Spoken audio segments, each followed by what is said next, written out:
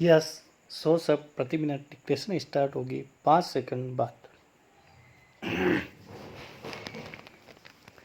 Yes start. आज के इस दौर में हर तरफ से नकारात्मक खबरें देखने और सुनने को मिल रही है, लेकिन सुबह सुबह अखबार में निराशा के तमाम खबरों के बीच एक खबर पढ़कर इस अंधकारमय माहौल में उम्मीद की एक किरण दिखाई दी। खबर थी कि उड़ीसा के गंजाम जिले में संक्रमित होने के बावजूद एक शख्स कोविड अस्पताल में बेड पर किताब, कॉपी और कैलकुलेटर के साथ चार्टर्ड अकाउंटेंट की परीक्षा की तैयारी कर रहा है। खबर के साथ छपी हुई तस्वीर में युवक पढ़ाई में लीन दिख रहा था। मेरा भी लगभग पिछले 20 वर्षों के दरमियान सुपर 30 के बच्चों के साथ बड़ा सकारात्मक अनुभव रहा है। मेरे पास अभावों से घिरे हुए, परिस्थिति से लाचार बच्चे आते थे। किसी के पिता गरीबी के वजह से इलाज के अभाव में दम तोड़ चुके थे, तो किसी के घर में 2 जून की रोटी तक नसीब नहीं थी। किसी की माताजी इलाज के अभाव में सालों से खाट पर पड़ी हुई थी और किसी को ढंग की छत नसीब नहीं थी।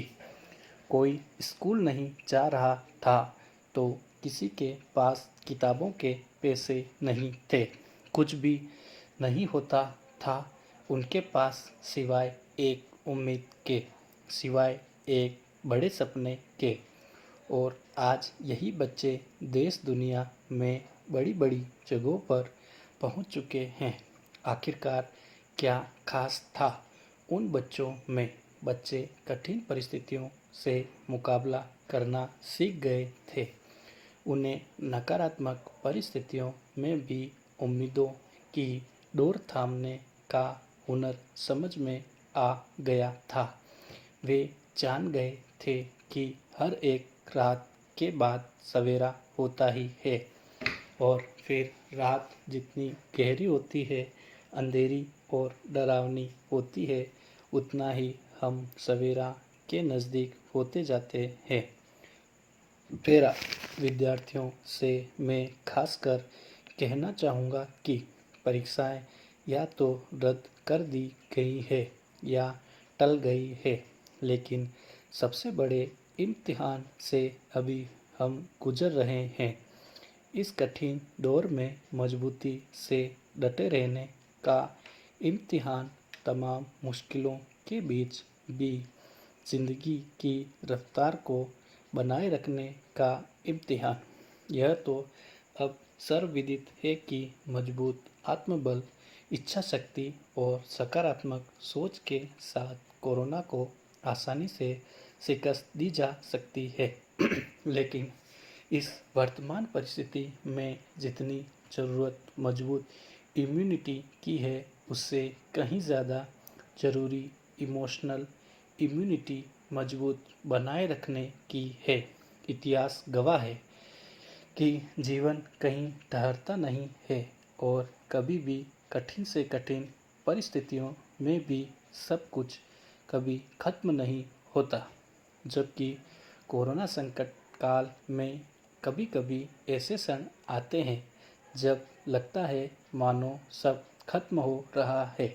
लेकिन याद रखें, जीवन कितना भी निरर्थक क्यों न लगे, उसमें छिपे अर्थों को, संकेतों को और संभावनाओं को खोजकर मनुष्य सारे कष्टों को सहन कर बाहर जरूर निकल सकता है। विपरीत परिस्थितियों से यह जानना महत्वपूर्ण नहीं है कि हमें जीवन से क्या अपेक्षा है, बल्कि यह जानना महत्वपूर्ण है कि इस समय जीवन को हमसे क्या अपेक्षा है। जो समस्या हमें मिली है, उसका सही हल पाने की जिम्मेदारी भी हमारी ही है। मानवता ने बड़े बड़े जीवन अस्तित्व के संकटों के बीच उम्मीदों को खोजा है। इसलिए खुद को अहमियत दे, जो काम करे पूरी शिद्दत के साथ करे। आपका आत्मविश्वास बना रहे, इसके लिए कुछ नया सोचें, कुछ नया करें, क्रिएटिव में मन लगाएं, साथ साथ अपने सगे संबंधियों से फ़ोन पर उनका हाल पूछते रहें, उनका उत्साह बढ़ाने का प्रयास करें। जब आप दूसरों का उत्साह बढ़ाने का प्रयास करेंगे, तब स्वयं भी उत्साहित महसूस करेंगे। मेरा पूरा यकीन है कि यह माहौल ज़रूर बदलेगा और फिर से दुगने उत्साह के साथ हम अपनी नई ज़िंदगी की शुरुआत करेंगे। ज़रूरत सिर्फ इस बात को समझने की है कि हम अपने प्रयासों से इस संकट को कैसे अवसर में बदल सकते हैं। मेरा मानना है कि जीवन का एकमात्र उद्देश्य खुशी तलाशना है। यह बात स्पष्ट है कि किसी व्यक्ति का धर्म में विश्वास हो या ना हो, कोई इस धर्म को मानता हो अथवा किसी अन्य धर्म को, हम सब जीवन में कुछ बेहतर तलाश रहे हैं। इसलिए मेरे विचार से हमारा जीवन खुशी की ओर गतिमान है। क्या हम लोगों में से अधिकतर के लिए खुशी एक पर्याप्त लक्ष्य है? हाँ, मुझे लगता है कि अपने मस्तिष्क को प्रशिक्षित करके हम यह खुशी प्राप्त कर सकते हैं।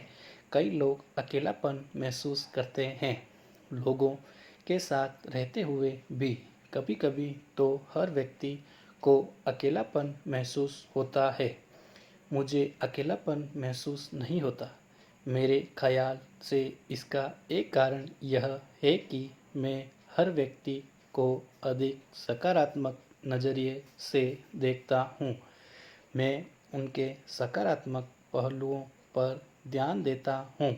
ऐसा करने से तत्काल एक तरह का लगाव, एक किस्म का जुड़ाव स्थापित हो जाता है। मेरी मूल मान्यता यह है कि आपको सबसे पहले करुणा की उपयोगिता को समझना होगा।